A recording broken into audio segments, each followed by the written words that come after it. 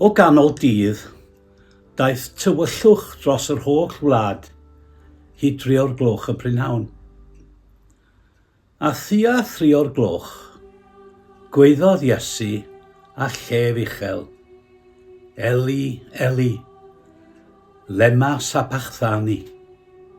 Hynny yw, fy niw, pam rwyt wedi fy ngadael? O glywed hyn, meddai rhai o'r sawl oedd yn sefyll yno. Y mae hwn yn galw ar Elias. Ac ar unwaith, fe redodd un ohonynt, a chymryd y sbwng, a'i lenwi â gwin sur.